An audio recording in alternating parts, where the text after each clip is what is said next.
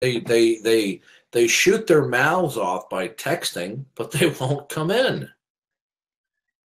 So, Didi, I'm curious, how would you characterize your overall your interactions with Alex Malpass? Do you think that, in your opinion, do you think that he brought up any points that kind of stump you at all, or can any moments stick out? Oh, he's raised some very interesting questions that I really have to think for. You got to remember, I'm dealing with somebody who has a PhD in philosophy. I don't happen to actually have those credentials. But at the same time, because I have access to the truth of creation, all I have to do is apply God's truth to his questions and his assertions to see how well they stand up to God's truth. And he stated in response that he was not he wasn't dogmatic, unlike me. And I said, "Oh, you're not dogmatic about anything?" And he said, "Only about his culinary taste." I said, "Oh, good. So if you're not dogmatic about any state of affairs," I said, "then why should I listen to anything you say?" And he had a very difficult time responding to that.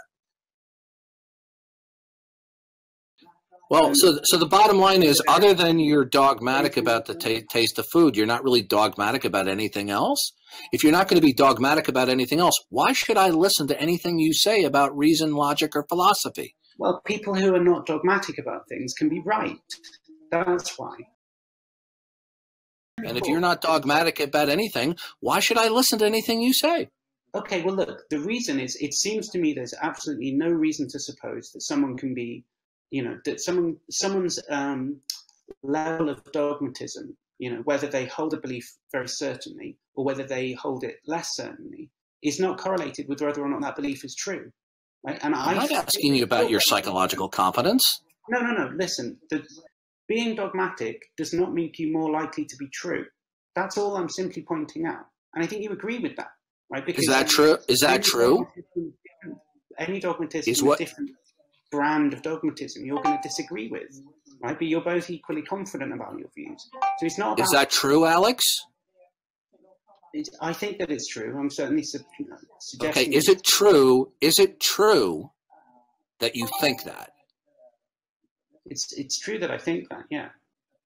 Okay, are you dogmatic about that? I'm pretty dogmatic about the contents of my own immediate thoughts and perceptions, yeah. Oh, so there is something else that you're dogmatic about. Yeah, I said quite clearly a couple of times now, well, I'm not dogmatic about metaphysical statements, the sorts of things I think you think are crucial to forming a worldview. Well, so you're here today reasoning with me based upon, quote, I don't know.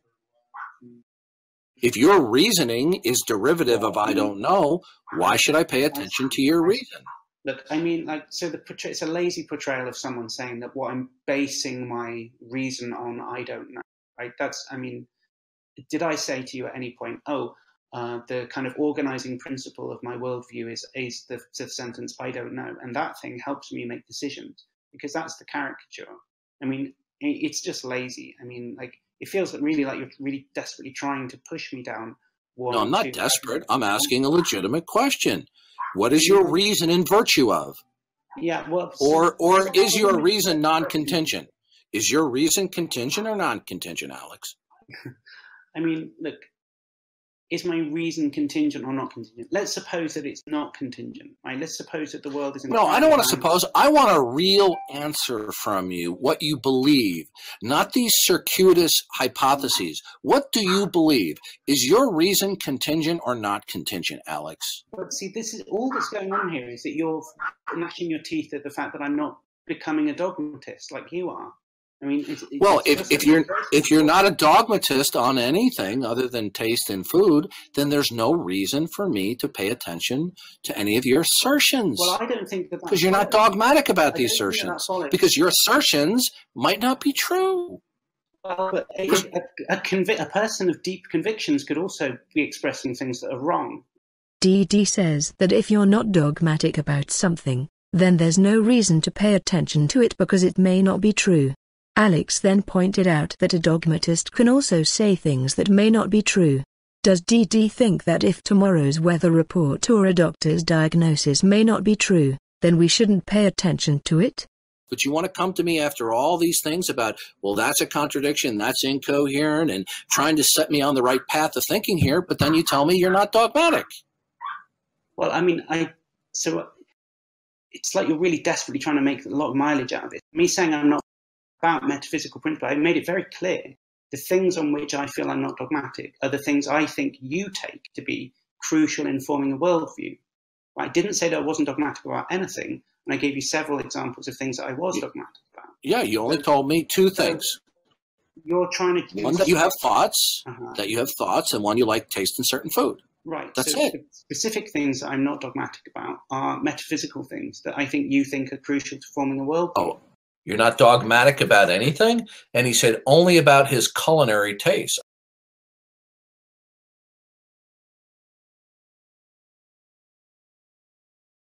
I said, oh, good. So if you're not dogmatic about any state of affairs, I said, then why should I listen to anything you say? And he had a very difficult time responding to that.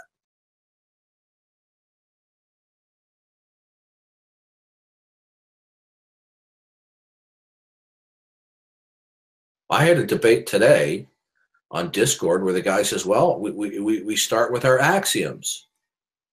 And I said, are your axioms your fundamental starting point? And are they justified or not justified? Well, if they're justified, then they're not axioms. So what he says is something is justified in that it conforms and comports to its fundamental starting points, which themselves don't have a justification. So therefore, verification in the atheist worldview is based upon, quote, I don't know. Or, to put it another way, proof and verification is based upon what they just simply choose to believe. Well, can I ask you a question, though? Do you choose your thoughts? Well, do I choose my... Yeah, I do. You choose your thoughts. Wait. Wouldn't that require you to think them before you think them? Yes. Alvin Plantinga writes, in knowledge and Christian belief. Still, when I look out of my window, I do form the belief that there is a tree out there, and, in fact, it isn't within my power to withhold that belief. The fact is, beliefs of this sort are not under our voluntary control. We don't will to form them. It's not as if, when I look out into the backyard, I am appeared to in that familiar fashion, and then choose to believe that there is a tree there. I don't choose between believing this and not believing it, I just find myself believing. In the typical case, what I believe is not under my control, it really isn't up to me. Perhaps in some special cases I decide what to believe, perhaps I look at the evidence for some proposition, and then decide to believe it, but even in these cases it's not clear that this is what happens. What really does happen, so it seems to me, is that I decide to look at all the evidence, and when I do, either I find the evidence convincing to one degree or another, whereupon I believe the proposition in question or think it likely, or I don't find the evidence convincing, and don't believe the proposition. But I really don't tot up the evidence and then just decide whether or not to believe. I'll just put it this way. I don't hold to the same model of man as you do. Okay? I hold to a biblical model of man.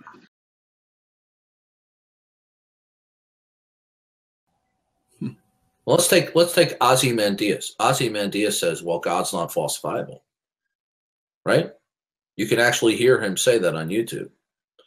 Well, if God is unfalsifiable, and therefore we cannot invoke God, right?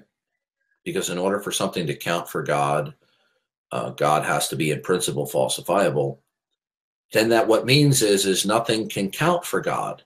And if nothing can count for God, then Ozymandias' worldview of not God is unfalsifiable.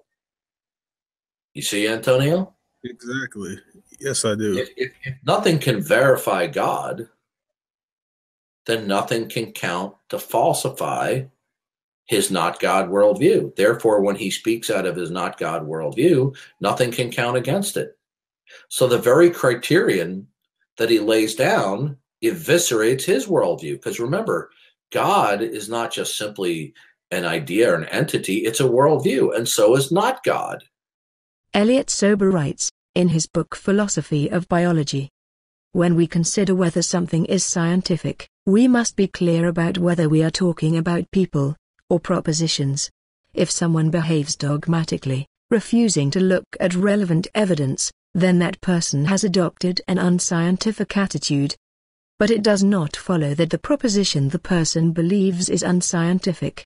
Flat earthers may take a quite unscientific attitude toward the proposition that the earth is flat. It does not follow that the proposition is unscientific, i.e. that it cannot be tested. In other words, if I were to say to a flat earther that their theory is unfalsifiable, I could be expressing the fact that they as a person are adopting an unscientific attitude, because they are dogmatic in the face of evidence. But, when I speak of the proposition that the earth is flat, I do think it is falsifiable, since I think it is false. Well, wait a minute. Why would it be a problem for it to be incoherent? Didn't you send me a paper called "What's the Problem with Contradictions"? Well, but can't there be true contradictions, Alex? Well, you think that there can't be, and I'm merely pointing. Can there be true contradictions, Alex? Alex, don't let him. Okay, if I'm having interference, if I'm going to have any fucking obstructionism, I'll leave the conversation. So shut the fuck up, or I won't continue my conversation with Alex. Thank you. Dee, just please be cool. Jack was just talking to Alex, not yourself. Just I don't give a fuck. If you guys want to be assholes in here and you want to allow obstructionism to go on, you can go fuck yourselves. I'm having a conversation with Alex, and I'm not going to be interfered with, or I'm gone. You got that?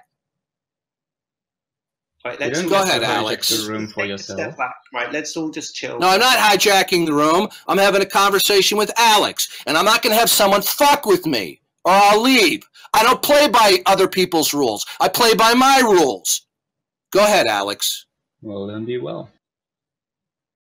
All right, let's just chill for a minute, because. No, I'm just not going to put up with bullshit, Alex. All right, but go ahead.